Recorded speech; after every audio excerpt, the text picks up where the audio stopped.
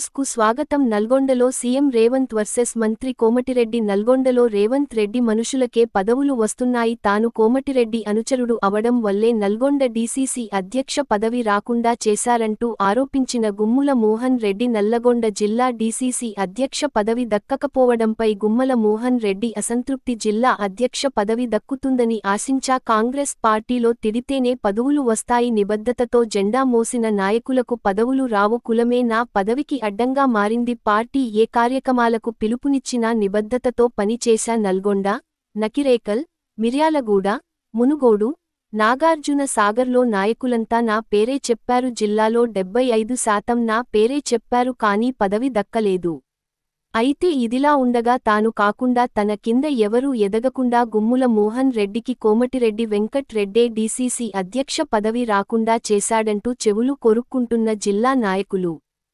కానీ రేపు రాబోయే స్థానిక సంస్థల ఎలక్షన్లో ప్రియతమ నాయకులు కోమటిరెడ్డి వెంకట్ గారు కావచ్చు, మన సీఎం రేవంత్ రెడ్డి గారు తీసుకున్నటువంటి 6 గ్యారెంటీలు కావచ్చు, సన్న బియ్యం కావచ్చు, ఇప్పుడు చీరల పంపిణీ కావచ్చు, ఇవన్నీ తీసుకొని మనం రేపు స్థానిక సంస్థల్లో నల్గొండ జిల్లాలో ఉన్నటువంటి ఇంకో ముఖ్యంగా ఒక విషయం ఏంటంటే నాకు బాధ అనిపించింది. ఇప్పుడు ఈ ప్రెస్ మీట్ పెట్టడానికి ఏంటంటే నల్గొండ కాన్స్టిట్యున్సీలో 100% నా పేరు చెప్పారు, పక్కన నకిరేకల్లో నా పేరు చెప్పారు, మిర్యాలలో అని చెప్పారు, దేవరకొండ చెప్పారు, మునుగోడు చెప్పారు, సాగర్లో అయితే బహిరంగంగా చెప్పాడు. ఒక యువజన కాంగ్రెస్ మిత్రుడు ఉండే వాళ్ళు చెప్పారు నాకు. గుమ్మల మోహన్ అయితే మంచికైనా చెడుగా నల్గొండ ఎట్టుకోవటం పనిచేస్తాడు, ఆయనకు అనుభవం ఉంది. కోమటిరెడ్డి వెంకట్ గారు మంత్రిగా అనుచరుగా పేరు ఉంది కాబట్టి ఇక్కడ ఉన్నటువంటి హాస్పిటల్ వాళ్ళు కానీ అధికారులు కానీ ఈజీగా అర్థమైతే వాళ్ళు బహిరంగంగా చెప్పడం జరిగింది.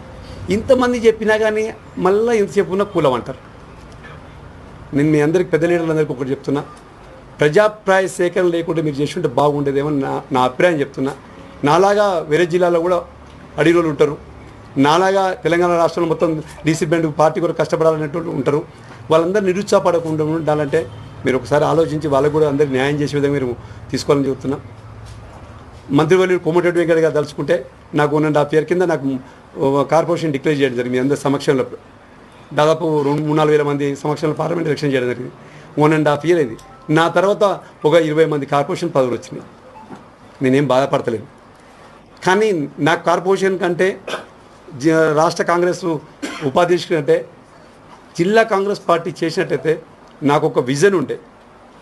కాంగ్రెస్ పార్టీకి బూత్ స్థాయి నుంచి కనుక బలోపేతం చేస్తే మనం BLA బూత్ లెవెల్ ఆఫీసర్ ఉంటాడు, మనం బూత్ లెవెల్ మనం ఏజెంట్ పెట్టుకొని BLA ఏజెంట్ పెట్టుకుని బూత్ లెవెల్ ఏజెంట్ పెట్టుకొని అలాగే బూత్ లెవెల్ ఆఫీసర్కి అటాచ్ చేసుకొని ఈ ఓటు చోరీ కార్యక్రమం తీసుకుంటారు రాహుల్ గాంధీ గారు.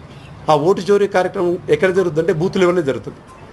దాన్ని పటిష్టంగా అమలు చేయాలన్న సిద్ధాంతం పెట్టుకొని దాన్ని ఏ విధంగా చేస్తే బాగుంటుందని ఒక ఐడియాలతో INTC, మహిళా కాంగ్రెస్, NSCI, యూత్ కాంగ్రెస్, అనుబంధ సంఘాలు అందరితో కలుపుకొని పార్టీని స్ట్రెంత్ చేయాలంటే నామమాత్రంగానే ఉన్నాయి. ఇప్పుడు వాళ్ళకి ఎంకరేజ్మెంట్ లేదు. వాళ్ళందరినీ తీసుకొని ఒక ఫార్ములా ప్రకారం పోదాన్ని నాకు ఉండే. ఇప్పుడు వచ్చిన వాళ్ళు కూడా చేస్తుండొచ్చు, అలాగే నేను అనుకున్న విధంగా వాళ్ళకు కూడా ఐడియాలజీ ఉంది, వాళ్ళు కూడా చేశాను.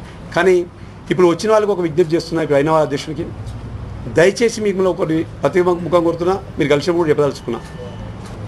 గత 2 సంవత్సరాలకెళ్ళి అధికారం